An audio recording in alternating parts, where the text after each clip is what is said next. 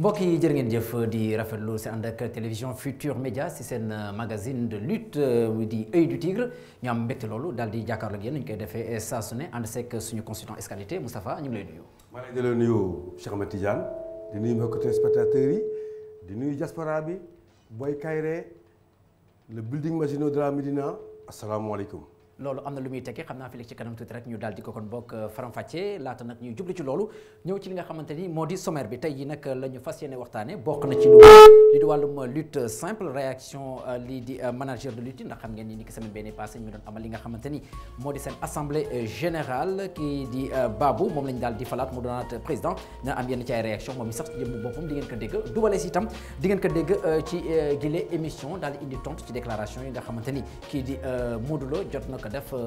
jëmale ko ci njabootam dana ci indi tontu leneen li nga xamante ne day pàcc gu am solo seen émission Œil du Tigre moo di jël bi bu njëkk bi diggante Jigo lay doon ak kii di Caatu Géwél émission bi nag bu amee c'est parce que am nañu si jàpp moo di banque sayo maanaam banque bi di bisik mi nga xamante ni daal moo jàpp ci gile émission itam danañ daal di dem ci moom zapping bi danañ ko waxtaane ak ki nga xamante ni moo di Moustapha Gueye ndax xam ngeen ne zapping yi tamit dafa di am solo ci gile émission jël bi 2 ñu jagleel ko diggante Assane ki nga xamante ni moo di Djoussé ak kii di bu xees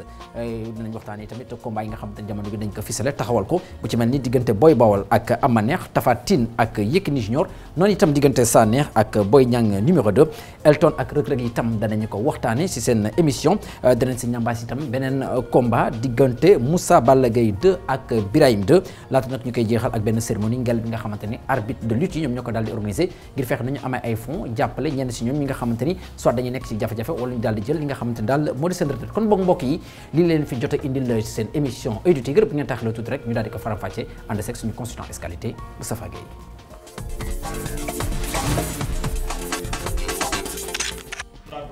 voilà mbokk yi gannaaw ba ñu rafetloo seen ànd ak ñun nañu ko waxee rek ci ndorteel gi dañuy daal di kon bokk waxtaani wàllu lutte simple ndax xam ngeen ni daanaka fa la lépp di doore te yaakaar naa loolu Moustapha du ko weddi ndax yàggul ni yow ba ngay dugg ci làmb bay dem ci lutte avec frappe aussi ci lutte simple bu nga doore ba tax na dafa di ab école gu am solo tey yi nag pàcc gu am solo na ma leen ko waxee ci sommaire bi moom la ñu fas yéene kon bokk waxtaane ak résumé lutte simple ñu daal di dem kon bokk ñëwaat ci plateau bi bu ko daa defee ñu daal gën a mën a waxtaan ak suñu consultant escalité kon bokk ñu dem à l'image avec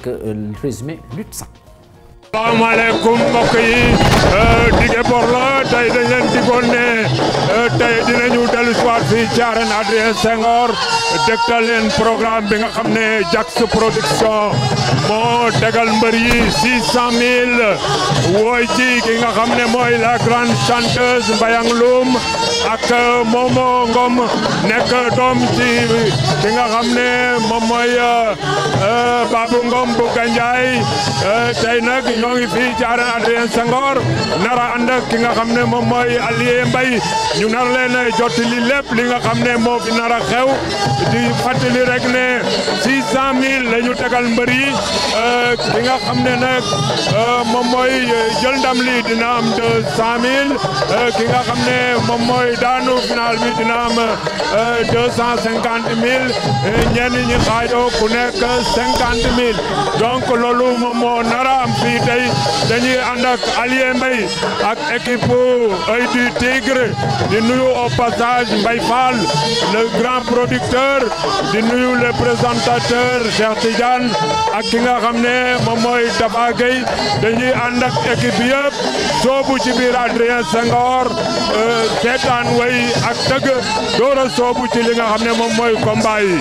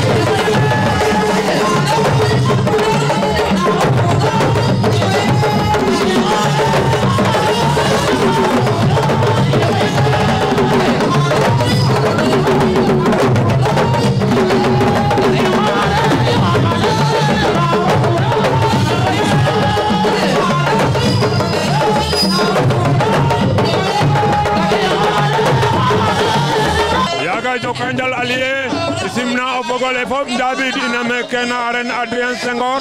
wetanda rek pirke we ndonane mene cuni temed oxe maafna xana jeg cuni xarben betu faleng oxe yanna a jeg cuni xarben tadik we yanna demi-finale oxu refna a jeg cuni ɓetik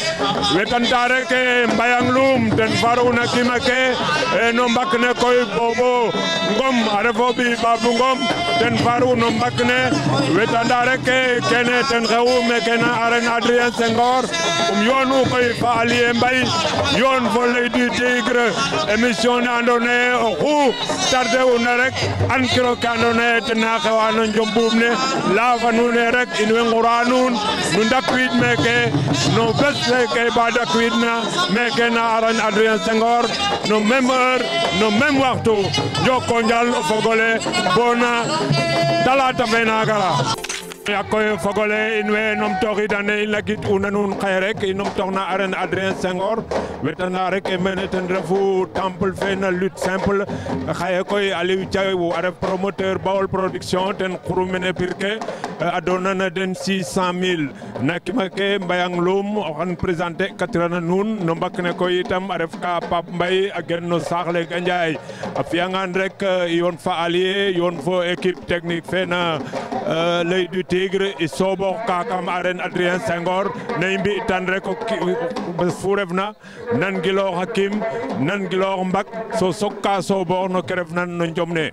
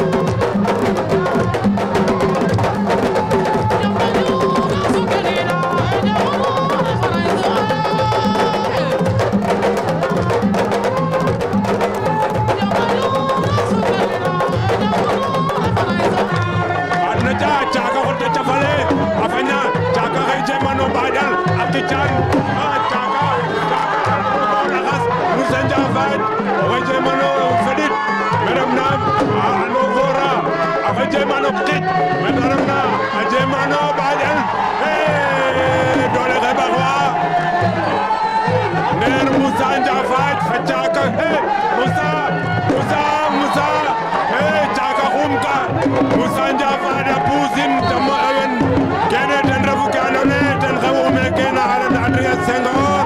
ta refa mu kandonga le no Njombuub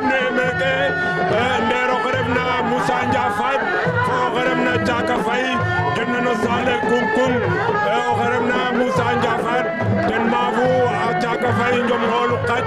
i a soora meen ngeɗana we andoona yee den ndefu amateur ke fo we andoona yee itam pir ke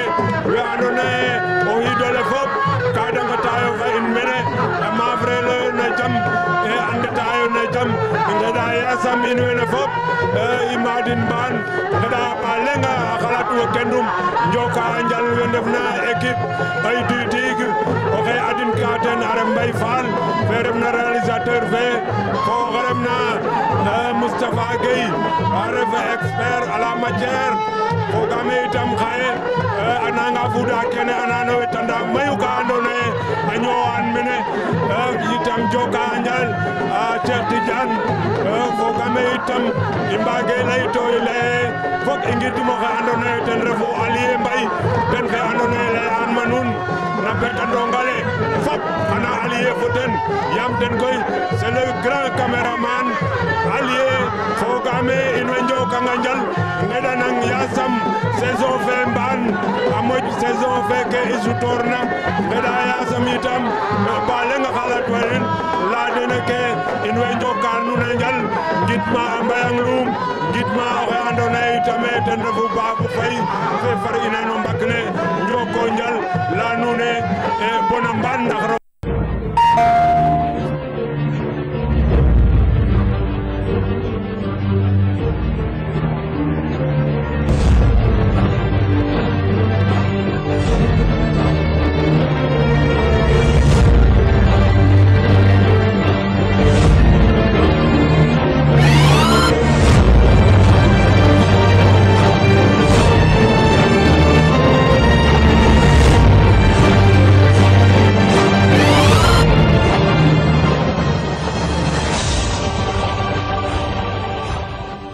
voilà di jaajëfal mass mi nga xamante ni moom moo ñuy suivre toppal ñi nga xamante ni moo di lutte simple un peu partout dans Dakar. gis nañu liggéey bu am solo bi nga xamante ni mu ngi koy def rax ci doole tamit gis nañu daal ay palette yu technique yi nga xamante ni Moustapha jot nañ ko gis sur les images en tout cas avec lutte ñi nga xam ne yëngu ci wàllu lutte simple. exactement jokko njël mass ah donc Cheikh Ahmed Tidiane je pense que ne lii mooy la base. fii mooy tax nga nekk mbër. bëri simple. ndax ku nekk xam ne dañu nekk tout tànk rek commencé bëre mais soo grandir nag day commencé ci koñ yi ci mbedd yi après nga dem ci li ñaan mbapat mbapat na comme ko dafa raar amatul léegi mbapat bu ñu fàtte nañ ko organisé ci ay gox kon mbapat ak lutte simple bokk ah non mbapat c'est différent mbapat boo ko déggee bu njëkk ci koñ lay nekk mu mel ni nawetaan balaa bu tëjaan dañuy tàmbali la mbapat daan am yan am Fass Boy Bambara ndeysaan tous ces grands champions là ñoo organisé ay mbapat pour seen doom yi ak seen jarbaat yi ñëw remplacer leen mbër bu ndaw di organisé mbapat mbër bu mu daan bëree ba nekk ba confirmé ay Mbaye Guèye organisé nañu ko ay Double Less tous ces grands champions là ñoo organisé ay mbapat ba ay mbër génn ci ñu jaar nañ ci ay mbapat gis nañ ko si ki nga xamante ne moo jël tournoi bi le dernier tournoi bi am ci championnat bi ci ren ci mbapat yi moom mooy Serigne Ndiaye numéro 2 bi écurie Fass moom la ñu wane léegi muy fecc macha allah bëgg bëre bëgg doon champion di entraîner di bëri ci mbapat yi tout le temps day voyager partout dans le monde comme ñoom Reug Reug comme tous ces grands champions là pour nekk un grand champion donc nag pour nekk un grand champion nag dans l'arène jaar-jaar bi rek toujours rek mooy Cheikh Ahmed Tidiane jàll soo ñu koy warante mooy lutte simple mbapat bëri simple daanante min bot min galgal min kot min tout ce qui est bëri encore day tax nga ñëwee ses futurs adversaires parce que ñi ngeen di dajee ci mbapat yi noonu ngeen dajee demain dans l'arène donc mbapat vraiment dañuy continuer ko soit mi ngi nii Serigne Ndiaye numéro 2 un produit de l'écurie Fass am taille macha allah am gabarit fonk entraînement bëgg li muy def mi ngi marqué ses empreintes quand même ci bëre simple bi en plus mi ngi ci biir arène bi. voilà xam nga nag Moustapha bu ñu nee lamb rek du mbëri kese c'est toute une organisation autour exactement ci ñooñu la bokk na ñi nga xamante ni ñoo di les managers yi nag ñoom daanaka ñoom ñoo nekk interface entre mbër meek CNG ni ki semaine gii ni passé donc ñu ngi doon amal li nga xamante ni moo di seen assemblée générale ci assemblée générale googu ki nga xamante ni moom lañu jël falaat ko moo di Babou donte nag amoon na ay plusieurs candidatures ay xëccoo mënut a ñàkk waaye ñi nga xamante daal ñoo di managers yi seen kóolute dañ ko dénkaat ki nga xamante ni moo di Babou léegi nag yaakaar naa dañuy daal di dem déglu yenn ci ay réaction bu ci mel ni Pape Dia di manager yi si Bombardier doon tamit magam ak itam ki nga xamante ni moo di Ndiouga Dia moom itamit dana ci wax ba ci jàpp ki nga xamante ni moo di président bu bees bi di Babou kon bokk ñu daal di dem ñëwaat ba pare waxtaanee solo bi nga xamante ni manager am nañ ko ci entourage mbër. da nga ñëw nekk magu Bombardier ngeen bokk lu bare nga ñëw dugg ci biir làmb ba tey nga ñëw proposer sa candidature pour jongante ak Babou ak Ndiouga Dia ñu dem ba ci biir Ndiouga Dia daal di désister mu des yow ak Babou tey ni que Babou bi ñu defee vote bi moom moo la gagné loolu ban jàngat nga ci am. waaw jàngat bi ma ci am mooy mun naa ne contentement la parce que kuy dem ci jongante da ngay bëgg a gagné mais je crois que kuréel gi moo gagné foog naa regroupement des ménagères moo gagné ndax def nañ ko te coow amul histoire amul comme niñ ko doon xalaate donc jàmm am na. di encourager sama bopp xam ne xale la maa ngi door a bokk ci candidature donc li ci kanam nañu ànd rek liggéey loolu moo fi des actuellement. nu gis ni fii bëri woon na coow trop ñuy wax ni que bureau bi fi nekkoon liggéeyul li mu waroon liggéey yëpp te ba noppi toujours Babou rek di gagné loolu lan moo ko waral. en fait loolu moom moo tax sax ñu posé suñu candidature parce que lii moo fi amoon la fois dernière donc ñun loolu lañ bëggoon a dindi fii mais nag comme guy gu rëy neexul ni ñu koy wax rek guy gu rëy neexul a buddi nañu ñëw liggéey rek àndandoo ak ñoom peut-être petit à petit dinañ dem ba xam li ñu leen di proposer lan la bu ko defee ñoom dinañ ci gis seen bopp bu ñu ci gisee seen bopp rek yaakaar naa xale yi dinañ ñëw intégrer pour mën a kuréel gi mën a avancer mais depuis fi newoon depuis 4 ans moom moo fi nekkaat rek bon boo xoolee ñii doon voté ñooy voté donc peut-être su xale yi ñëwee xam lan mooy bureau bi xam regroupement bi lan la peut-être changement dina am ci kanam. mais tey lii nan la ko Bombardier di jàngatee ak looy wax Bombardier ak waa Mbour. non man li victoire laa ko jàppee parce que man le fait que regroupement bi on est presque 80 personnes donc 3 personnes ñoo ci présenté woon donc 80 personnes soo bokkee ci 3 candidats yi man je crois que réglé déjà loolu victoire la man li jàppee moo ko defet jongante la ñunu neen la c'est la famille donc choisir nañ ki fi nekkoon terewul ñun aussi mun nañoo bokkaat ci bureau bi liggéey ak moom donc pour suñu gisee njariñ bi ñu leen di apporter peut-être beneen yoon bu ñu bokkaatee ci jongante bi mën nañu am dara parce que booy xool Bombardier noonu la démarré woon dafa démarré woon ci ay tolof du ma ko jël cité comme un exemple sax mais boo xool carrière am xam ne yëf yi ci loxoom la mujjee donc. léegi lan lañu mën a jàng tey ci Bombardier entraînement am fu mu toll ak combat bi ni mu ko daaxee mu sore est-ce que dina metti ci moom noo gisee loolu. waaw loolu moom yombul ci benn athlète boo xam ne professionnel ngay ñuy dàq sa combat presque 3 fois dans l'année war ko yóbbuwaat décembre. donc nga toog 2 ans yoo xam ne année blanche nga ko def peut-être du coobareem parce que amoon na combat xañ na dafa am lu ko yàq mais neexul ci athlète ngay entraîné ba pare te compétir oo neexul. waaw bon maa ngi leen di nuyu dañu porté woon sama candidature man nangu ko tamit ñu ñëw tey ji ci assemblée générale bi ñu ñëwee ñu joxe l'ordre du jour le bureau sortant waroon na def. son bilan par la voix de Cheikh Ndiaye ñu def seen bilan ni ñoom daal seen activité ñu ngi ko tënk ci benn terrain bu ñu leen may te kayit bi ñu gis ko ñun ñëpp amul tur amul dara ñu daté ko de 2012 amul signature amul dara amul délibération ak benn liste bu ñu joxee ni moom lañ ñu jaxal loolu mooy seen bilan. ñu ubbi débat yi dans le bilan et bi ma jëlee parole wax li fi xew ak li nga xam ne yëg nañ ko muy ay malversation financière yoo xam ne am na fi tout au long du mandat bi nga xam ne jeex na depuis le 13 septembre 2016 ñu sollicité bureau bi pour ñu def assemblée générale président bi taxaw ni du am il a fallu ñu def benn forcing ba mettre en place benn bureau benn comité boobu moo piloté ba ñu yegg ci assemblée générale bi mais quand j'ai eu mon temps de parole et di wax ñu opposé wu indi boucan bañ ma yeggali wax ci parce que li ma doon wax déballage bi ma doon def arrangé wu leen ñu bloqué ko daan ni léegi dañuy dem au vote direct loolu moo indi problème tey ji ba tax man ma retiré sama candidature après avoir concerté certains de ceux qui avaient porté ma candidature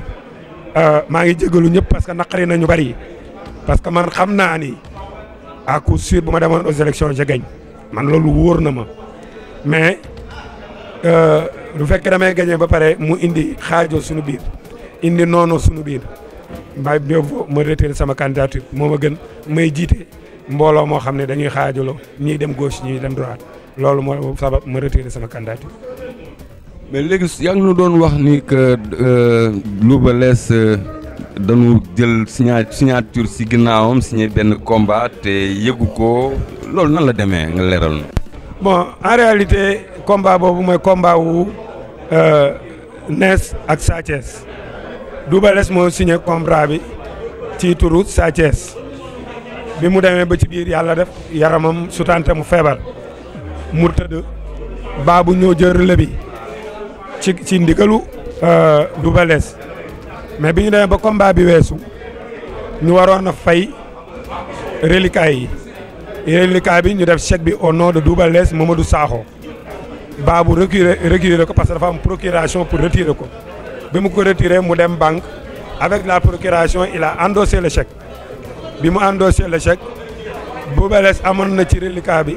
une valeur de 700 000 francs yoo xam ne moom mooy di pourcentage am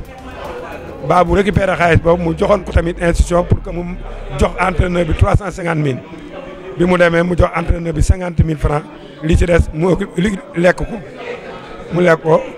Double Less woo ma téléphone expliqué ma ko ñu sollicité Babou mais jusqu'au moment où je vous parle Babou remboursé wul xaalis boobu te du contrat boo xam ne moom moo ko signé mais dañ ko def procuration pour mu retirer chèque bi mu dem jël xaalis bi yooyu bokk na ci malversation yi te booboo gën a tuuti sax ci li nga xam ni Bassirou Babou def na ko ci biir association bi. lu tax loolu yëpp di am tout le temps ba pare après moom nu koy fal est-ce que kon li ngeen di wax est-ce que dëgg la wala du dëgg. li ñuy wax bu fekkee du dëgg na porte plainte Sénégal ku fi waxal nit lu dul dëgg da nga lay porte plainte bu fekkee li ñu koy waxal du dëgg du mu porte plainte ñu dem muy ko devant les tribunaux on va amener la preuve de ce qu'il a dit bon ba li fi am dafa bari Bassirou Babou mooy président bu dégg nga ko léegi il a fait 8 ans ku ñëw tey ji mënoo génne bilan wu benn waxoo bi ni def naa li mënul ne mais nag bu fekkee da nga jiite mbooloo moo xam ni dañuy dem ko ñenn ñi dañuy dem comme ay xar fu ñu leen jubal fa la ñuy jëm su boobaa nii rek la mën a demee mais man je suis sûr à 100% que ni bu ñu demoon au vote moi je vais gagner mais nag du ma jiite mbooloo mu xaajoo parce que gis ngeen salle bi indi na fi histoire am na fi nit ñi xëccoon nañ ba seen i dënd tàng ndax lan rien que parce que li may wax dëgg la te kenn mënu ko weddi mais bëgguñu ma continuer te man nit ñi xam lan mooy dox ci mbooloo mi moo ma gënal yeneen yi quoi moo tax man xëccoowuma c'est pourquoi ma xam ni ñii bëgguñu day indi ay discorde moo tax ma retiré sama candidature. sax dégg nañ ci say projet nga ni xam nga pareegu leen pour yóbbu leen Makka defal leen affaire projet yi yan projet nga sumb. projet yi dinaa ko def ci kayit yéen ñëpp ma jox leen ko bu soobee yàlla parce que pare naa ko te dinaa ko def ci kayit ngeen jot ko yéen ñëpp bu soobee yàlla. mooy yan projet par exemple. mbay dama bëggoon jox leen ko moo gën ma koy wax nii moo parce que wax ba baaxul daal danaa ko andi yéen ñëpp danaa leen jox exemplaire bi ngeen liir ko ngeen xam ne li projet la buy ñëw. nan nga gisee Ndiouga après mu dem ba si biir daal di dellu ginnaaw. waa xaj na dafa dem xalaatam loolu la ko may xalaatam da ko may nii xaj na mënul dem boo mënutul dem da ngay dellu gannaaw rek. léegi lan ngay wax kay Pape Dia. Pape Dia xale la na tegu ci kaw yoon bu ca kanamee xaj na dana war a kii mais dafa teel ci moom daal du warul woon ñëw ci place bi daal du place am. foo sukkandiku di wax ni. gisoo benn candidat bu la mën a gagné. wane na ko nii li ma sukkandiku woon ba wax ko moom moo feeñ ni tey kon donc li ma doon wax moo am. Double Less nee na signature bi nga def pour ñaari kii doomam bi Sa Thiès nee na boobu baaxul parce que nee na yëgu ko moom mooy véritable manager bi. loolu du ma ci wax waxu Double Less moom du ma ci wax moom wax dëgg yàlla. lu tax mënoo ko leeral tuuti. Double Less mënu ma wax ci waxam. sama mag la te ànd nañu lu bare bare buy wax du ma ko tontu daal mag ak xale la daal du ma tontanteeg Double Less leen.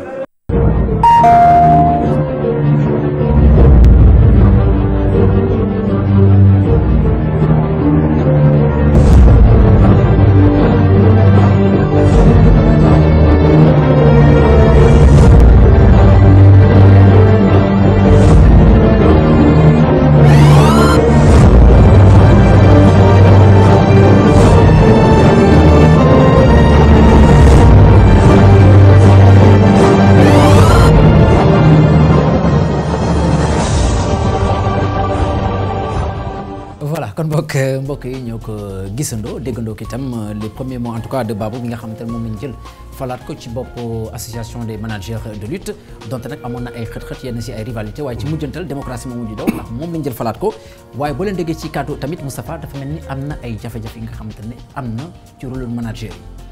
waaw jafe-jafe yooyu moom ci la làmb di dund boobu ba léegi mais dañuy njëkk def rek mooy féliciter Babou parce que tamit dañ ko fal à l'unanimité ñëpp ñoo ko fal te nous sommes dans un pays démocratique donc dañ ko fal bi ñu ko fal nag ñëpp dañ ko war a apprécier ànd ak moom gunge ko Pape Dia sax expliqué na ko un peu mais da ménager dafa des toujours rek traditionnel la fa ñu suñu ñoom papa Seydou Khoulé ak ñoom papa Thiomba nag ñoom vieux Cheikh Diop amoon ba léegi moo fi des évolué te le monde dafay évoluer dafa rester toujours même place rek kii du manager kii du ma signeel kii nangul naa kii bañ naa kii ci dëkk ubbeeku dëkk démocratie loolu mënu nekk c'est-à-dire te y a un problème boo xamante ne war nañ ko régler problème boo ñu war a régler mooy lan moo tax su Modou Ndiaye ñëwee war a engagé Samba Diop ci benn combat diw sàngam ci manager sàngam ne ko du ma signé ak yow te CNG wax lu leer nañ mbër mi ci boppam moo naan diw sàngam mooy sama manager maanaam Cheikh Tidiane mooy sama manager man Moustapha Gueye bind leer yóbbul CNG bis bu sa combat amee nag ak beneen manager boo xamante ne bokkoo ca kuréel ba dañ naan du ñu signé ak yow. loolu ci lan la loolu CNG da koo dàq daf ko bañ. mais tout le temps rek loolu moo des. kon su ma maanaam déggee dañuy nangul ñii manager kon Moustapha su ma la déggee loolu mën na dem ba capoter maanaam à la limite benn affiche par exemple. affiche non en fait bu àggee ni au niveau du CNG nag le CNG su boobaa dafa ñëw tranché. CNG dafa ne bépp mbër bu ñu accepté signé morom ma manager bi ñëw kenn du ma signé. kooku du ma signé dinañ ko seq ak moom maanaam dañ ko dissoudre dañ ko fa jëlee. mais toujours dafay rester ay problème parce que mbër yi aussi amuñu confiance su ne wéy damay résister mbaa damay nangam déedéet dañoo suivre rek par exemple mbër bëgg Moustapha Gueye nekk mbër manager am le manager qui sont sur place il dit non Moustapha Gueye bokkul ci ñun. ah non c'est pas alors que c'est pas normal donc président Babou dañ koy demander mu yaatal ubbi. képp ku bëgg a mbër jox confiance. ne ko dis mooy sama manager.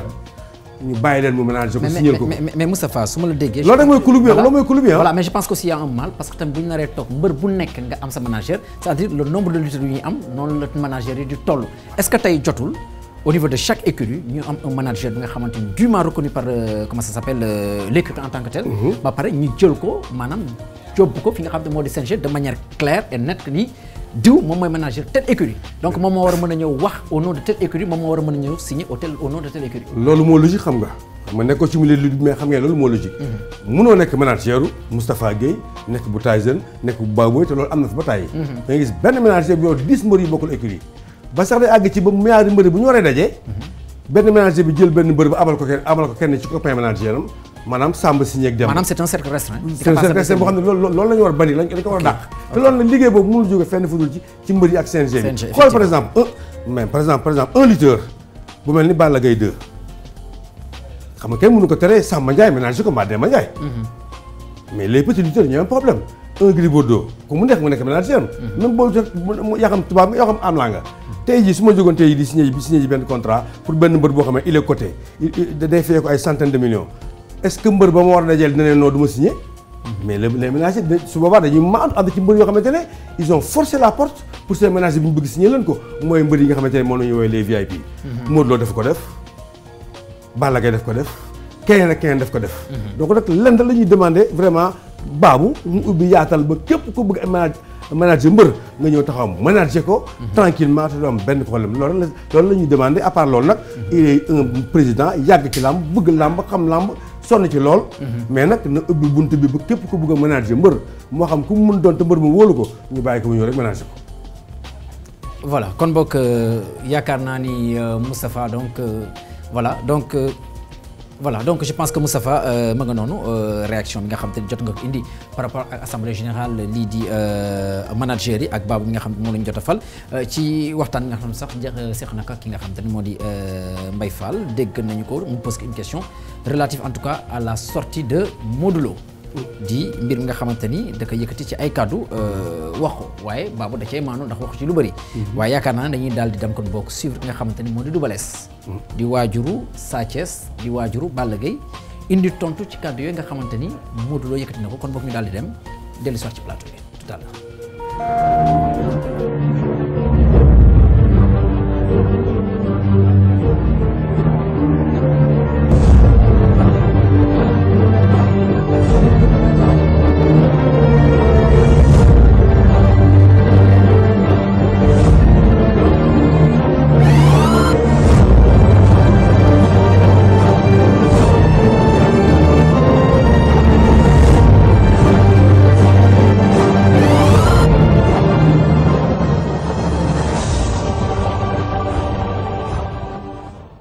en tant que ancien lutteur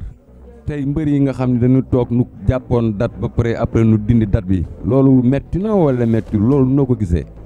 waaw kooku de metti na ma nag metti. lan moo tax mu metti. lu tax mu metti moom ah danga dem nga préparé sa bagage yëpp ba dara desul ñu ne xëy na suba la mbaa gannaaw suba la mbaa weer bi ñëw la ah yàlla mii doo def sax moom lépp surtout Lac de Guiers ak Modou Lo dafa metti lool ci ñooñ ku leen dimbalul kay moom ah vraiment war na leen wax dara foofu waaw promoteur bi ci yoon dafa la leen war a jàppale moom. bisu combat ba yow nan nga gisee Modou Lo contre Lac 2 lan nga siy wax techniquement. non Lac moom suma doom la moom man moom laa faral moo sañoon mooy daal moom laa faral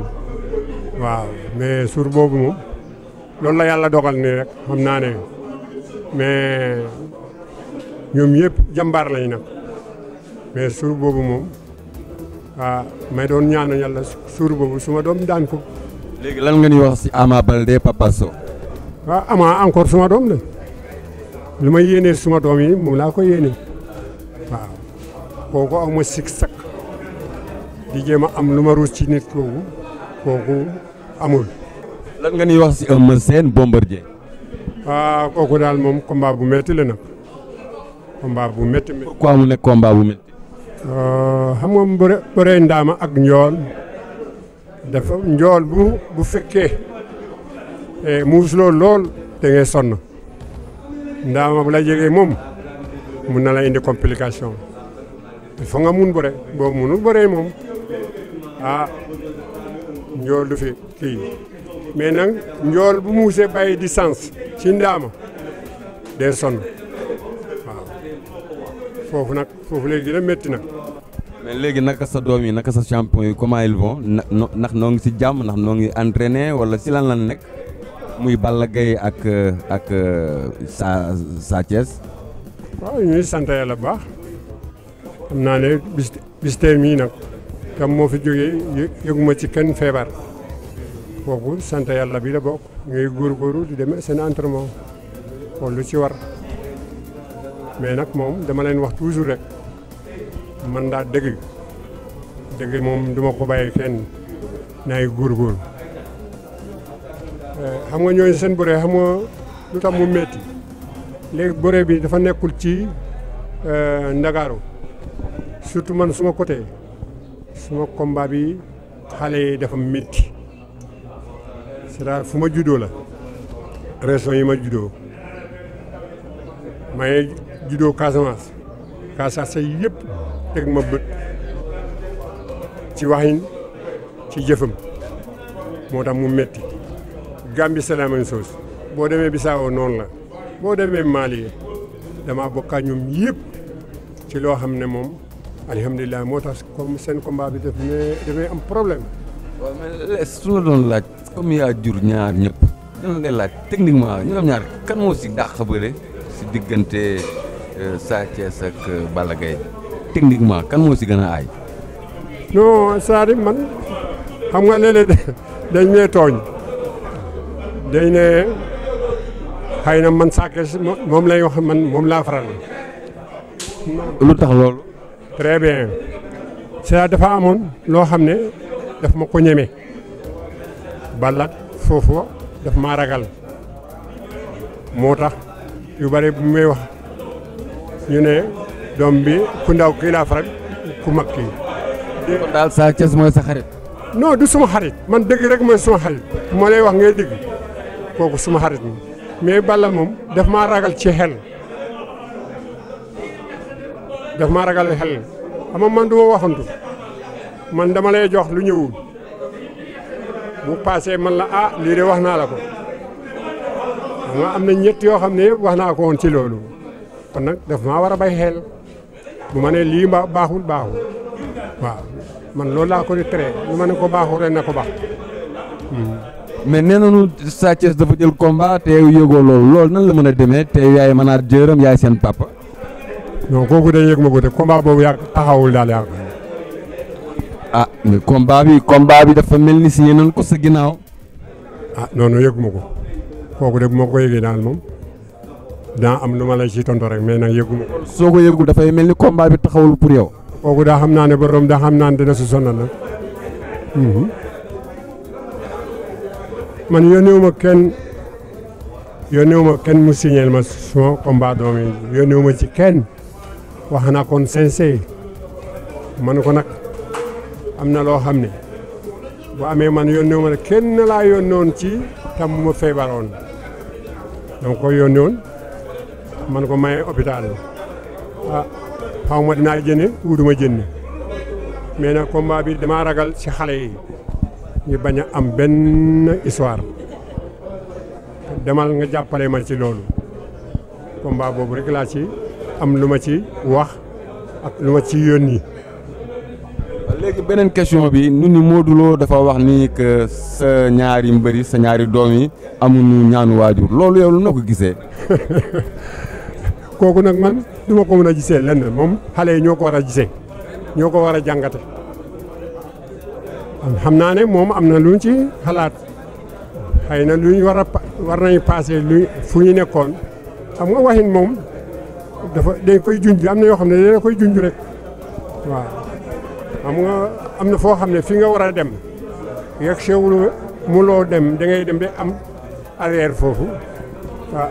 boobaa dina am ñoo xam ne dina ko carrément moom mais nag dina koy junjal léegi ne yaa koy mottali sa bopp waaw. ñaari sa ñaari doom yooyu lan la war a def pour dab sa bànneex suñ ko doon xoolaat ba si biir. bànneex daal moom xam nga àdduna kenn bañu ko man dama bëgg ñuy toog ñi jege ma ñu xam nag lu ma yore ak lu ma yorul lu ma yore mooy lan la lu ma xam ak fu ma doon jaar luñ ci xam bariwul ñu xam ko bu baax pour suba mun naa ci jëndee ñu perte loolu nag loolu laa leen bañal.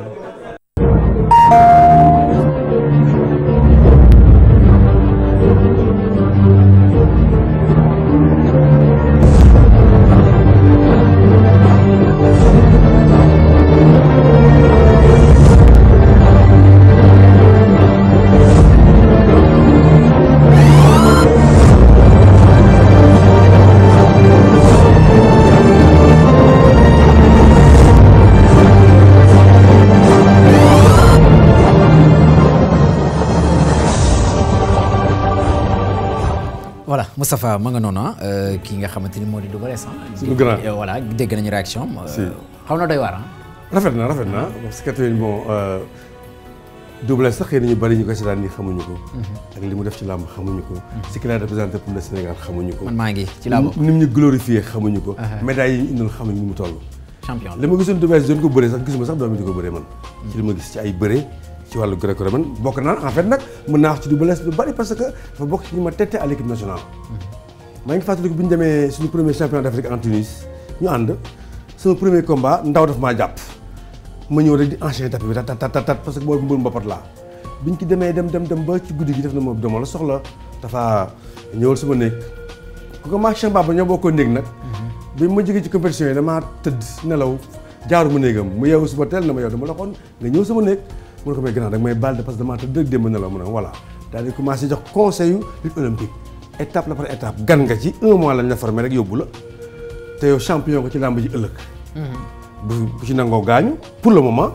parce que mun nga gaañu su fekkee xamoo li ngay def su fekkee yaa ngi yàkkamti donc dalal rek nga màgg ndànk-ndànk yaa ngi toll ci 21 ans di nga màgg ak moom ndànk-ndànk loolu boobu conseil laa doon jox parce que sama bët may na ma ne yow da nga war nekk champion de la musique suba ça c'est important yi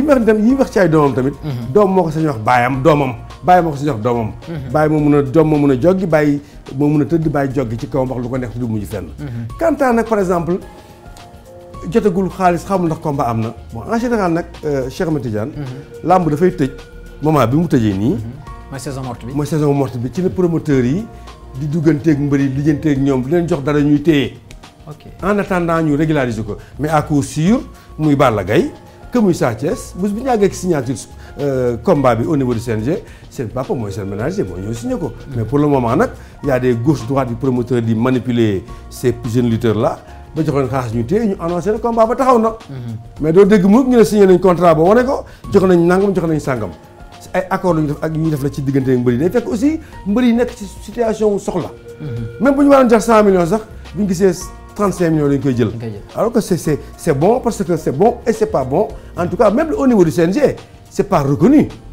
combat yi ñu fexe yëpp ay combat yu am la pour saison déwén c'est normal nag nit préparer saison pour 4-5 mois pour deux maanaam officialisé officialisation moom mooy promoteur bi àgg déjà benn promoteur amagul licence pour tëgg làmb mais nag am nañu nag sañ-sañu nag dem maanaam déwén njëkkante combat yi ku nekk jël chaque année promoteur yi dañuy renouveler aussi seen licence dañuy renouveler à partir du 1er octobre la làmb ji cette fois-ci gis nga ne làmb dafa bëri rek 45 jours 45 jours la ñu noppali démarrer le 1er octobre bu ñu démarrer le 1er octobre nag ci licence yi commencé daw promoteur yi jënd licence mbir yi def licence. ñu war a officialiser la ba officialiser ñëpp officialiser ñu war a officialiser. mais pour le moment nii comme ni ko Douglas waxee rek y' a pas de combat pour le moment mais y' a des combats yoo xamante ne mooy ay combats. maanaam officiellement su ma la déggee officieusement. combat am na waaye officiellement combat amul ndax àggagul ca CNG pour ñu homologuer. exactement les combats yi fi taxaw léegi nag c' est pour la saison 2017-2018. voilà kon yaakaar naa loolu leer na mbokk yi léegi nag dañuy daal di jublu kon ci seen jël bi numéro 1 di combat bu dox ci diggante. Djigo ak Thiatou Guewel di moment bu nga xam ne moment de show la pour suñu consultant Escalité. ah oui exactement. aca ba Moussa bismillah. Mao Cissé Thiatou Guewel moo féete seen wàllu ndeyjoor giital tànk càmmoñam Djigo féete seen wàllu càmmoñ giital tànku càmmoñam mais li gën a intéressant ci combat bi mooy man combat bi dama koy boole ci les 5 meilleurs combats de la saison. vamos maa ngi dem Leewtoo alors xool leen ma gars yi ki nekk seen càmmoñ xool leen ma Djigo bu baax a baax xool leen Djigo direct di gauche Djigo c'est ça mel ni ku ko jàng am na lu manqué tuuti nag moom mooy rek peut-être tànk bi ci ginnaaw dafa tàlli dafa war a banku mais sànni direct di gauche baax a baax après loxo droite bi nekk en garde c'est important ngay bëreeg mbër ba tàyyi arbitre sifflé nga lancé ubbi hospitalité yi sànni direct di gauche bu baax a baax bu jub jëm ci kanam gi famousement ngi dem ca annoncé na couleur bi moom ki nga xam ne mooy Djigo adversaire bi tontu mais xoolal ma léegi adversaire bi mu tontoo Djigo ni mu def dafa jël loxo ndeyjoor bi nga ne ku koy fël sase ko pour kurpeñ bu romb ko c'est normal on t'envoie un coup de poing directement nga fël ko mu romb nga gis fi nga jëm yow dindi nga ko carrément loolu la Djigo naka def adversaire bi nga xamante ne mooy Thiatou Guewel famousement ngi dem un pas en arrière moom Djigo ah là là léegi nag gis nga ne Cheikh Djigo bi c'est un lutteur boo xamante ne dafay bëri mais dafay xeex jàpp na ko direct adversaire bi tontu mu chassé ko ñëwaat nag ak direct du gauche crochet droit bu dal adversaire bi quand même coup bu ko dal la wallaahi il est vraiment penché na ci kawam def na rotation bi am sëkk adversaire bi jël na coup bi carrément ak force de frappe bi ayca vamos yi dem moo voilà l'approche maintenant oh oh là là ñi korante bàyyi ngeen savouré ko c'est important ça ayca mu ngi bañ ko téye tu vois moom Djigo il manœuvre tu vois oh là là c'est très beau ça xool fi nga bokk téléspectateur da ngeen gis ne kon Djigo am na lu ñu naan ñetti ndoxtu dëbb na ko sol ca kaw a kaw plaqué na tànk bi ci digg bi ba pare adversaire bi nag am Djigo ñaari ndoxtu la am adversaire bi am benn ndoxtu adversaire bi sëq voilà ñu nekk ci bay sëqante ko tu vois c'est un combat bu vivant quand même Cheikh Ahmed Tidiane xale yi bëri lañu ay action contre action action contre action xool Djigo encore toujours encore Djigo c'est Djigo qui mène les débats Djigo moo ubbi combat bi ci xeex Djigo moo song Djigo moo tenter action yi xool ma perspective les aisselles bi nu mu rafetee bëtt ci bokkotaan benn ndoxtu ñaari ndoxtu ak ñetti ndoxtu mooy bopp bi génn sa gannaaw fii moom li ko toppoon rek Cheikh Ahmed Tidiane moo nekkoon buddi ba taxaw dul ko suuf mais am na benn pakk boo xamante ne Thiatou Guewel daf ko teg moom mooy ngemb li mu jàpp ca gannaaw daf koy empêcher tuuti pour mu bañ a tourner carrément exactement vamos maa ngi dem adversaire bi wàññeeku jàkkaarloog moom oh là là Djigo neloo ci tànk bi complètement mais bu ñu fàttali aussi Thiatou Guewel dafa mën a bëree tànk bu ko xaatee dafa accepté bàyyi ko ak tànk bi war a bëre ji waaye nag mëne tànk tamit wóorul ba tey vamos maa ngi dem daw ak moom bëgg ko plaqué adversaire ba bañ voilà mais ba léegi nag Caatu Géwél dafa wéeru combat deful action tentewul action. ay xool na Djigo moo nekk di manœuvrer adversaire am. mooy mener les débats. ah ouais mooy mener les débats et finish nag mooy ëpp chance su am victoire booy xool ah Djigo jéem a tenté benn moom kii plutôt Caatu Géwél maintenant nag fii nag dañu am droit wu benn récupération nooyi tuuti. parce que mënuñu ko continuer sur le même rythme. ah non même rythme non c'est pas possible. tambour battant pour 3 minutes de combat c'est très rare. mais ba léegi xool Djigo il cherche des failles. ñu jàpp ngembam mu war a bañ ko jàpp ngemb lii. ah lank na ko gis nga. poser respirer. pour respirer encore pour sentir l'adversaire. xool Djigo fakkataat na ko diri ko. xool ni mu ko diree désaxé ak moom di ko déséquilibrer pour bañ mu nekk combat statique. parce que waajee ko sut tuuti c'est intelligent Djigo li muy def nii.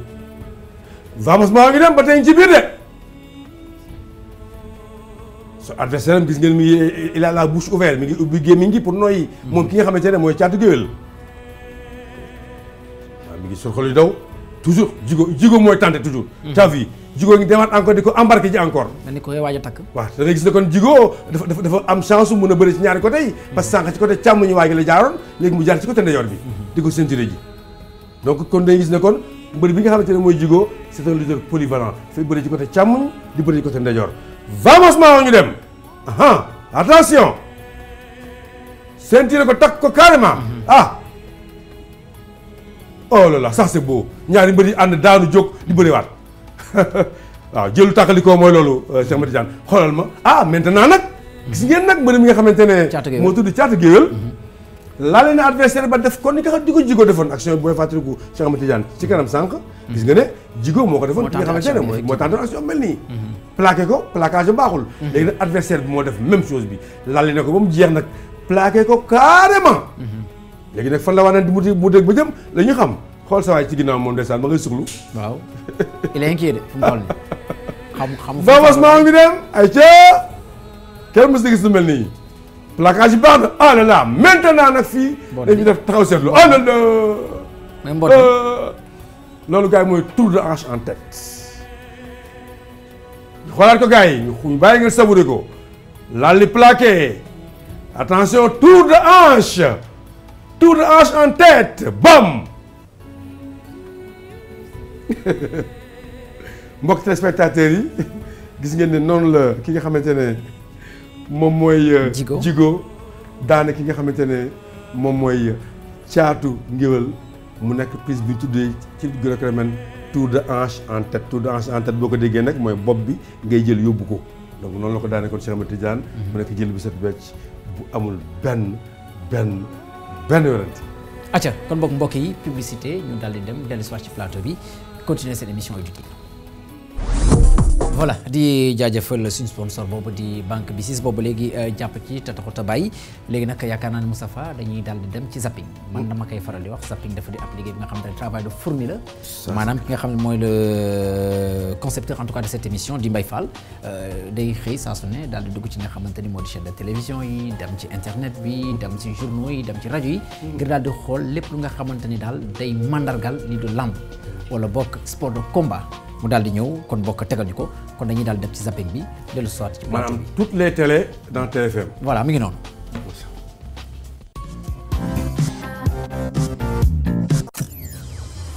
ban combat nga njëkk a reporté. maa ngi njëkk a reporté diggante maam góor gi non diggante Balla Gaye 1. Balla Gaye 1 ak Lang Sané. keroog loo wax bi ngay door. ah non dama xam lamb nag man musuma def stage fenn man musuma auditionné. ñoo ngi léewtoo rek. ah non dama xam lamb Babacar dafa dikk suivre ma may wax ci lamb di pratiquer mu gis mbëri fiñ ma teg dégg suma dimension xam suma dimension parce que booba combat bi may reporté maa ko taxawal. dañ la daan fay. ah non c'est-à-dire 80. am maa ngay wax ca rajo ba rek doyoon na la. non dañ ma mus a fay Babacar fay na ma juróomi at te liggéeyuma ci rajo bi. vont recevoir des cadeaux de souvenirs déjà parce que bokkoon naa la nuit de la lutte sans quelque chose qui témoigne sa participation. On a décidé joxal ministre mu jox leen ku ci nekk d'abord. Anta Sambou nominé catégorie meilleur lutteur olympique. te ren ji mu am médaille ci la am baccalauréat ñaari médaille d'or tàccu leen bu baax waaye ñetti médaille d'or président nee na am na ñetti médaille d'or. France a ensuite perdu son match de repêchage, une déception pour celui qui disputait devant le public de Bercy les derniers mondiaux de sa carrière. Pareil, les derniers matchs, c'est des gabarits que j'aime pas trop lutter. Que, en plus, je suis un petit peu léger pour la catégorie. Comme je suis monté là, voilà, c'est des petits blocs et tout, et donc ils sont difficiles à aller chercher. ñu ngi damante baaraam si sos door na Siteu door na attention ñu ngi damante Siteu cokkaas na Siteu cokkaas na Siteu a ngi koy accéléré Siteu moo ñu wan gannaaw ñu ngi damante baaraam sos door na moom itam Siteu door na sos door nañu sos mu daanu Siteu door na sos mu daanu Siteu door na sos mu daanu oh Siteu door na sos mu daanu. Monsieur le ministre, le meilleur lutteur de l'année va s'avancer. Il s'agit de Cheikh Tidiane Niang. On applaudit très fort. Cheikh Tidiane Niang. Cheikh Tidiane Niang. tournoi yu mag yi président nee na tournoi yu mag yi catégorie bi yëpp moom moo koy gagné.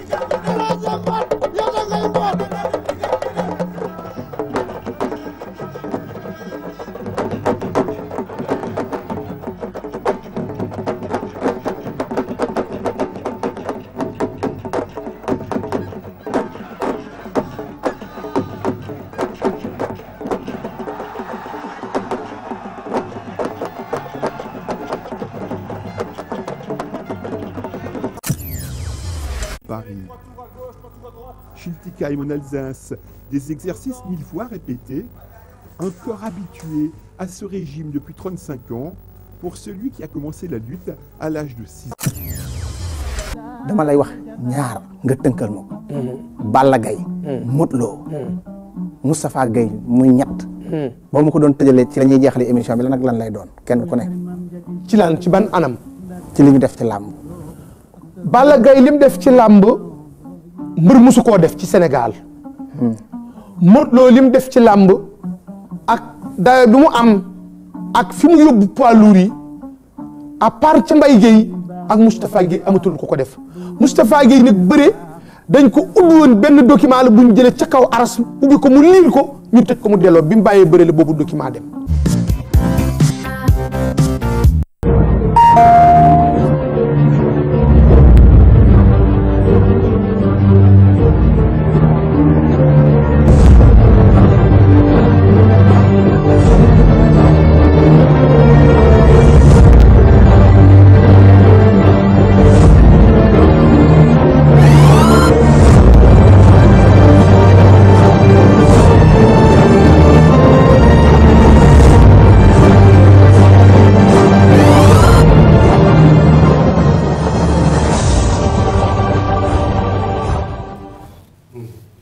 Voilà Moustapha gis nañu Khadim tout à l'heure à la fin mu am li nga xamante ne daal wax na ko waaye mais Moustapha livre boobu la ca nekkoon lan la. waaw xam nga Khadim tamit communicateur la boo xamante ne dafa fekkee làmb. xam naa gis li ma def rek mu waxee ko noonu. mais ñu tamit li ñu mën a wax rek mooy su fekkee livre la bu ñu tijji tëj ko mais livre boobu nag actuellement nii tijji nañ ko parce que depuis que ñu nekk fii TFM di fi def émission lay tigre rek bi ñu fi def ay l'autre émission kon bi fi ñu ko nekk maa ngi sax fàttali bu ne sax ndax dafa xaw a yàgg. émission yi fi ñu def yëpp suñu savoir faire ak fi ñuy jaar suñu vécu moo ñu fi teg pour ñu koy wax. pour xale yi mun ko jariñoo. donc dafa may temps ma nekk dans l'arène daal ne bon man dama am 1000 prises yoo xamante ne bëreeguma 100 combats donc des na 900 et quelques livre bi xaalis mi wax nag mu ngi fi moom dañuy wax fii di ko séddale suñu doomu réew fi ñu jaar parce que tamit jaar dafa am solo fi nga jaar soo ko xamee boo ko waxee sa askanu réew li ca baax dañ koy jël la ci bor ñu sànni effectivement donc fi ma jaar nag am na ay baax am ay bon am ay médiocre am ay moyen yi ci baax nag la ñuy yéene suñu doom yi suñu jarbaat yi jox leen ko te buñ koy yéene nag buñ koy yéene ñi nekk si ñun rek dañ koy tasaare ñëpp moo tax xale écurie Fass naan mais père fa may temps xale yi Fass yi naan mais père yow yi ñu war a jàngal ngay wax ci télévision bi mais jàng nag moom mais nag tari foo ñu xam ni que Moustapha patrimoine la exactement kenn moomatu ko donc nag Fass la far loolu kenn waxatu ko bu ñu waxee ay femba astuce fii mbër bu ko dégg travaillé ko ngay gis ne par exemple ma daan ci benn action toog lamb gis nit def ko parce que peut-être def ci concentré am envie def ko bëgg ko def parce que prise dem ak action yi tamit foog nga koy ñemee def pour mu sotti dëgg la donc la ñu séddale nag ñu ngi koy séddale suñu njaboot yëpp njaboot gi nag mooy njabootu lamb nag dëgg la voilà waaw donte nag Fass beral nañ ko loxo exact bah bien sûr ma nga noonu kon bokk Moustapha yaakaar naa ne dañuy daal di dem si suñu jëli bi numéro 2 diggante Dioussé ak Pape Xees Pape Xees moom ma nga ne moom moo xees waaw moo xees leer na donc Pape Xees jaratul sax ñu naan moo xees leer na waaye teewul ñu koy leeral ba mu leer naa ngi rek Pape bu xees écurie Fass moo nekk seen wetu ndejoor gis na tànku ndejooram Dioussé ngemb lu weex li félicitalement lu càmmuñ arbitre bi dox seen diggante ñu ngëbante nag ñaari loxo ça nag souvent c'est interdit dañuy tere ñaari loxo yu roofakante ñaari bët di bëri seen ñaari loxo roofante nii lu ñuy tere la ci jàppante parce qu'il y a un danger il y a un vrai danger mu nga casser tous ses doigts mais nag dañ ciy seen yéen santaante mooy mën nga jàpp lu mu néewnoo ñetti baaraam ñett nga am droit amoo droit roofkante nii ñaari loxo amoo droit loo ko def des fois aussi xale yi dañuy dugg ci làmb arène en général boo ko diggee di bëre booy dugg si doo mën a xeex mbër yi mën a xeex yëpp dañoo dugg ci biir arène bi ci biir arène bi ñu jël leen jàngal xeex mais départ bi rek dem jàngi xeex dem jàngi bëri pour ñëw bëri si déedéet dañoo ñëw bëgg ko di ko def rek ci biir nag te yéen lépp di demee avancement ñu dem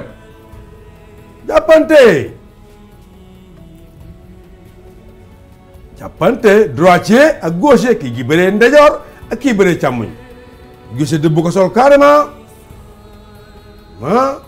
sol nag boo ko dëbbee du yàgg doo dëbb sol di taxaw Dioussé ngay dëbb sol def action c'est fatigant dëbb sol tu supportes tout le poids du corps du gars Dioussé sol na ba pare jàpp na ngemb Pape bu Xees jàppul fenn ma nga la nga amatu ci kawam rek donc Dioussé moo jàpp càmmuñ dóor yi muy dóor sax ay coups jàpp ndeyjoor gis nga dóor yi muy dóor ay coups faible la aussi y a rien y a pas de coups sérieux ici déjà xamuñu sax nañu koy dóoree voilà ba tey rek Dioussé moo jàpp Pape bu Xees jàppul dara waaye seen dóorante yi nekkul dóoru dara c'est des dóorantu Dioussé mi ngi jéem a def li ñaan bëtt ci pokotaan yi jàpp na ñaari ngemb bëgg a bëtt ci pokotaan ki nga xam ne Pape bu Xees contrôlé ko mais nag Dioussé soo bëggee bëtt nit nag quand même da ngay wàcc ci say tànk doo wàcc ci sa digg il faut descendre vraiment sur tes jambes bon am appui yu solide vraiment su dee Mao atia Dioussé moo dugal ñaar loxo on va sûr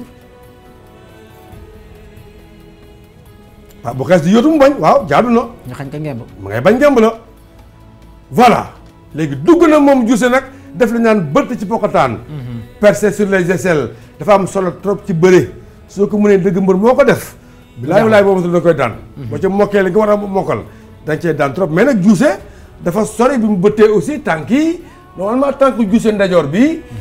pour mën a réussir li muy def dafay dugg ci diggante ay xam tànk yi fii la tànk bi war a nekk pour mu am li mu buggu mais c'est trop loin moom Dioussé fu mu nekk bëtt na pokotaan rek mais waaye adversaire bi sori na ko moom muy Pape bu Xees tombé aussi ak Pape bu Xees nekk mbëru tànk bëgg koy bëtt bëgg genre bëre joolaa yooyu vamosement ñu dem ay ca xoolal la gis nga Pape bu Xees ngeen baal ma la ceinture léegi Pape bu Xees daf ko li ñaan mbootum jol-jol gis nga ça c'est autre chose mboot na ko ñoom ñaar da ngay dem nag ñu xam ba xam nu wànnent boum attention kii mooy premier chute bi voilà Cheikh Ahmed Tidiane fii njaax leen doro de arbitre bi ñëw na yëkkati leen def leen njaax ñu ñëwaat di bëri si ils sont tombés ensemble simultanément ah exactement mais à chaque fois rek saa bu ñaari mbir tombé ensemble rek am na ku njëkk a laal suuf quand même. forcément mais nag mën nañ gérer yu mel nii indiwaat leen ñu bëre moo tax ñu indiwaat leen actuellement nii ñu bëre. xanaa su boobaa dañu indi super ralenti bu ñu koy waxee. en tout cas am na yoo xamante ne moom télévision la mu mun gis. waaw effectivement. ndax gis nga réalisateur bi mën la wan la benn flash. buy wane ne waa ji daanu na ba pare déjà Diousé. daanu na ci première action bi. j'ai visionné la cassette gis naa ne Diousé daanu na d'abord foofu première action bi. mais voilà c'est bien que ay jeunes lutteurs lañu. ñu bàyyi leen ñu continuer seen combat. pour mu leer. mu gën a leer. laa ñu ngi dóorante dóorante et puis voilà combat bi gën na am rythme.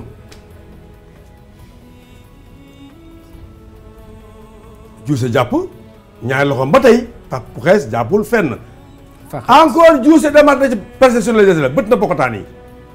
voilà Diousé nag actuellement son problème majeur moom mooy tànku ndeyjoor bi nekkul ci diggante ñaar xaran tànku. ki xam ne Pape Xees contrôlé na ko léegi nag. ba pare di ko déglu. taxaw di ko déglu. nga xool Pape Xees xool ndoxtu Pape Xees yi jàpp na ci périg bi c'est important fu mu téye nii. am na solo trop ak ngemb la mu téye ca gannaaw. donc Diousé gis ngeen ni muy respirer. mooy tere taxawaay bi ba tey baaxul. jàpp yooyu mu jàpp mooy tere Diousé def wóor na mu bi effectivement. exactement téye bi mu téye moo tax Diousé mu jàll si ginnaaw ba léegi.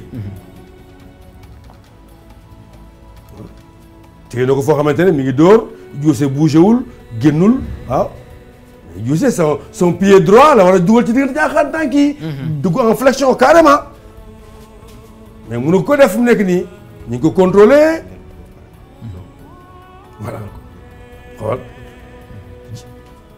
merci beaucoup Mao gis nga li nga xamante ne mooy le rond là mooy wane ne fii Diousé fii Pape Xees jàpp mu empêché adversaire bi mu liggéey dara lu mu war a liggéey. ndax téye na ko poñe na ko foo xamante ne mënut a bouger. mais am na nag yeneen système yoo xamante ne nag mooy tax nga mën a génn ci situation bi mel nii yow Diousé tu es en bonne position. voilà léegi nag xoolal ma lii rek léegi. bootu jël bi lay tànn. Diousé commencé na. embarqué adversaire am. mais adversaire bi jox ko profil carrément. boo xool fi da ngay gis ne Diousé am na benn ngemb. muy benn ndoxtu. nga gis ne fii aussi adversaire Pape Xees. am na ngemb. mais gis ne kon Diousé mi ngi képp tànk yi nii pour bañ. ki nga xam ne mooy Pape Xees dugal tànkam ci diggante ñaar tànk yi. pour tenter bootu njol bi mooy bu sànq. exactement li ko daloon sànq bëggul mu tànk ba tax Diousé il a bien serré ses jambes carrément pour tànk bañ a dugg bu tànk bi duggee rek ci la mën a am problème moom ki nga xam ne mooy Diousé. vamos maa ñu dem attention qu'est-ce qui va se passer alors gars yi sànq mbot mi gis nga. Diousé ceinture na ko carrément léegi. Pape Xees ba nga téye fi mu téye woon rek war ko ginnaaw carrément. actuellement ni boo xool kii gën a penn kii gën a sonn di gën a essoufflé mooy nekk Diousé parce que position bi ñu ko téye la. donc Pape Xees da koy déglu rek di xaar ay erreur am sànq nag bu leen fàttali mbokk téléspectateurs yi Pape Xees daf ko mbotoon jol-jol ci pied intérieur bi ci diggante ñaar tànk yi. mais bi la yoon mu bañ ko. bi yoon mi ngi koy bañ moom ki nga xamante ne mooy Diousé. vamos Mao. xool Pape Xees mu jëm a lonk léegi nag Pape Xees. dominé na ci ay ndoxtu mooy lan mooy Pape Xees am na nee nañ benn ndoxtu ca ngemb la mu jàppoon boobu ba léegi. ñaareel ba ca tànk ba. ñaari ndoxtu galgal bu ko galgal ci suuf. et puis encore fan la ko galgal ci cheville ba. ñetti ndoxtu mooy troisième pied ba ca ginnaaw loxo ba mu téye ca përëj ba. vamos maa ñu dem.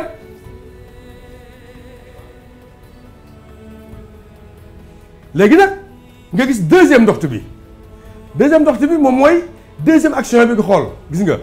tànk ba mu tegoon ca biir galgal ko la rocci di ko teg si ci extérieur bi ak ngemb lu mu téye ca kaw ak loxo bu mu téye ba tey rek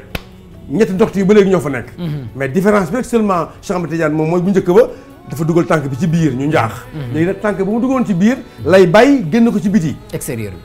bi exactement moom lañu gars yi di wooyee deuxième pied ou troisième pied. Vamos Mao. Voilà là. Maintenant da ngeen di gis ne kon rien à dire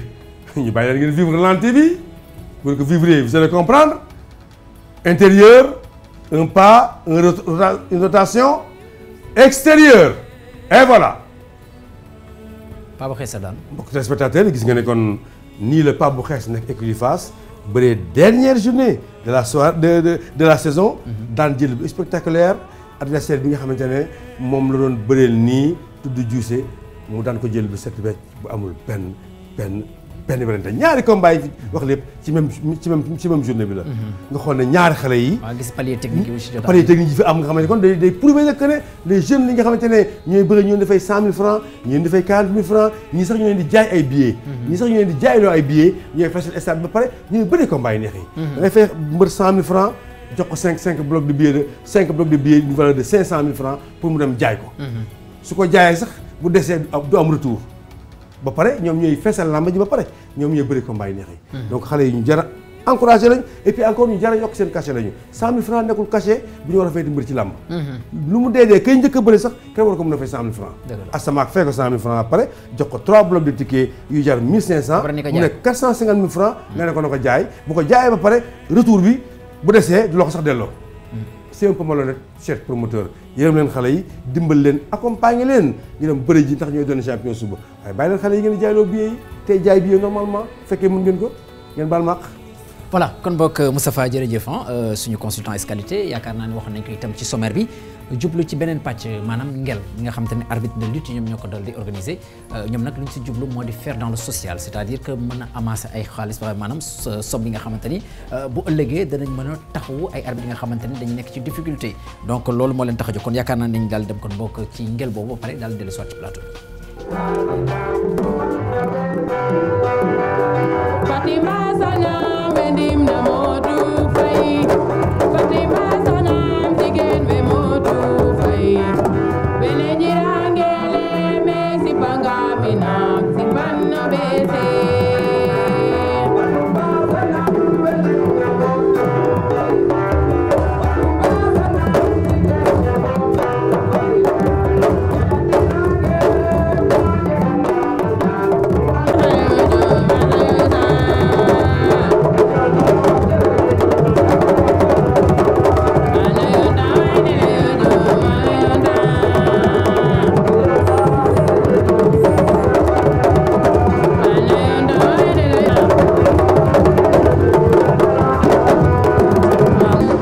tudd ngel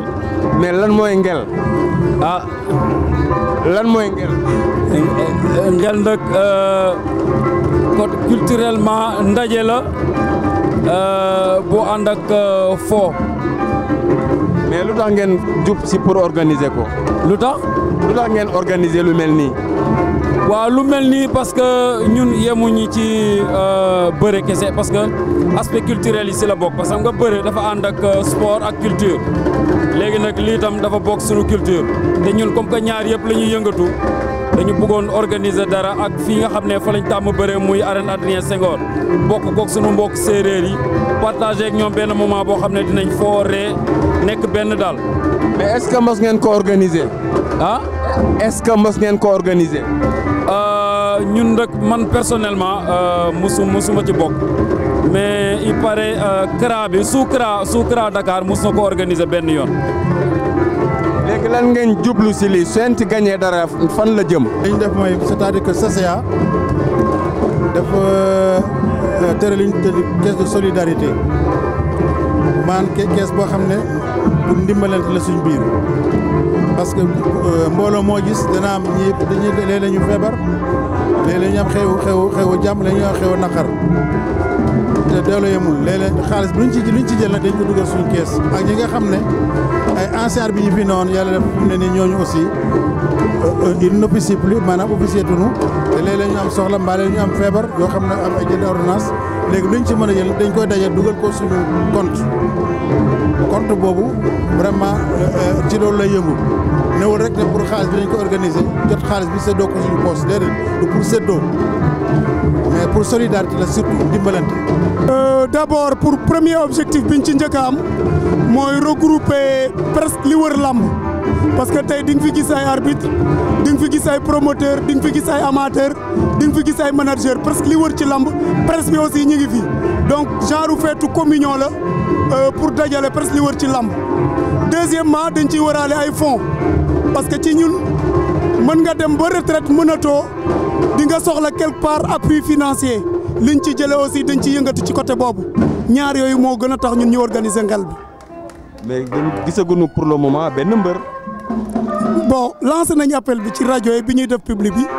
bon am naa yaakaar ne mbër yëpp dinañ ñëw. voilà kon boog ma nga noonu ngel boobu nga xamante ne les arbitres ñoo ko daal di organiser pour pouvoir en tout cas amasser des sous ba pare jàppale ñi nga xamante ne dañu bokk seen kuréel googu te am yenn ci ay jafe-jafe kon mbokk yi dañu daal di ñëw ci pàcc gu mujj kon bokk seen émission Œil du Tigre wax ci combat yi nga xamante ne dañ ko taxawal ba pare fas yéene ko bëre ni ki déwén dañu koy daal di door rek diggante Boy Baol ak Ama Neex loolu nag bokk na ci affiche yi te Moustapha da ciy wax rapidement combat bi nan nga ko gisee. Boy Baol fraîchement dafa jóge ci combat barki démb daan champion boo xamante ne moo Ama Neex ñoo bokk génération donc Boy Baol dab na Ama Neex pour war a bëri ak moom. ça c'est un. deux Ama Neex am benn retard boo xamante ne def na ko daaw xëy na bëriwul daaw jóg itam bëriwul. waaye gi dab ko dajeeg moom donc booy xool fii bu sens yi di balancé wu sportivement parlant techniquement parlant da nga gis ne Boy Baol dafa am benn genre favori foofu. dafay nekk favori légèrement à 55%. donc gars yi ñu jàpp ne moment bi ñu toll nii ak contexte lamb ak lamb tënk mooy Boy Baol jóge ci benn combat daaw daan. ren fenn saison mu daan combat war a amaat combat déwén. moom Ama Neex donc da ngay gis ne kon moo gën a baax mentalement mooy gën a baax moralement. financièrement aussi mooy gën a taxaw. te ñett yooyu ku lu ko ëppale rek mooy sa favori. Tapha Tine Yékini Junior ñu daal di dem ci combat boobu Moustapha nga wax ci. Tapha Tine Yékini Junior bu ma sañoon dama ki taxaw 30 minutes di ci wax. combat bu ñu bëriwoon la ça fait plus de 10 ans ci ginnaaw. tey jii làmb di dox Yékini Junior di def ay efforts ci ginnaaw. ba ñëw niveau Tapha Tine. Tapha Tine aussi am benn pakk ci diggante bi mooy dugg ci benn tournoi bu ñëpp séntu woon mu jël ko. mu daan ci 2 combats perte benn bi. te pourtant nag ki ko daan war na ko mun daan. parce que ki ko daan tey jii xale buy yéeg la muy Ama Baldé. donc moo waral combat bi nekkaat. donc combat bu la fàttali nag ba njëkkee bëre nag Tapha Tine daf ko ceinturé yëkkati ko ba taxaw. dóor ci suuf. ba ñëpp sax dañ ci doon keroog. léegi combat boobu nag moo dellusiwaat tey jii. tàppe Yékini Junior li mu ñu won ci combat bu mujjee bëre ak Modou Anta ak li ñu Tapha Tine won ci tournoi bu mujjee bëree ñoom ñaar ku leen boolee da nga def combat de feu. ay ñaari mbër yu nangoo xeex lañu ñaari mbër aussi yu nangoo bëri lañu Tapha Tine nag am avantage yu. ëpp ko taille ëpp ko gabarit. donc nag Yékini Junior aussi war na wuti ay pexeem ci benn côté bi mën a contrer ku la ëpp taille ëpp la gabarit. ñu dem. Sa Thiès ak Boy Niang numéro 2. allah akbar bii combat nag mooy combat bi nga xamante ne nag dafay bokk ci combat daj dëpp yi tolloo génération bërindoo mbappat bërindoo arène ba làmb boole leen pëkk bu ñu bëriwul ren dinañ bëgg déwén bu ñu bëriwul déwén ñoom ñaar mënuñoo bañ a bëri. te ñii sax ñaar carrière boole leen. ba ñu war a mën a bëri kay daan ñu demaat ay année ci kanam revanche taxawaat seen diggante parce que làmb tam mooy loolu kon boog loolu fi ñu indi ci mbër nañ bàyyi mbër bu daan mbër rek ignoré ko doo bëree teeg moom nit ki mun nga ko daan ren déwén nga bëreeg moom ginnaaw déwén nga bëreeg moom ñaari mbër yi wax ci ñoom sax teel na wane nañ seen njàmbaarte ci làmb ci wàllu bëre wane ko ci wàllu xeex mu nekk nag ñaar ñoo xamante ne l'agressif l'offensif contre le calme olympien mooy ñaar ñii ma nga noonu ñu daal di jublu ci affiche bu mujj. te ñu fisale ko nar ko fas yéene bëre déwén diggante Elton ak Reug Reug Reug mi ngi doog a am ki naan adversaire am nag. ki ñu ko mën a peser ba nga xamante ne bu ci amee ndam. kenn du contesté ne war ngaa bëri teeg moom attention. parce que Reug Reug combat yi moom ci carrière am da koo daan musul am defet musul dégg mu ñël à part bëri simple bi. Elton nekk un très grand champion comment bëri na ak Tapha Tine bëri nag tous ces grands bëri ñoom Pakala bëri tous ces grands champions de ce pays tey jii moom bu yàlla yombaloon làmbam ci muy am combat daf ko jafe moom tamit Elton à chaque fois day toog année bu mu dul bëre jékki-jékki bëri combat boo xamante ne ça l'arrange pas même mu daanu mu bañ a daanu mu bokkaat day toog ay 2 ans de bëri 3 ans de bëri ndax jëmm jàk dayo baa tax mais tey jii nag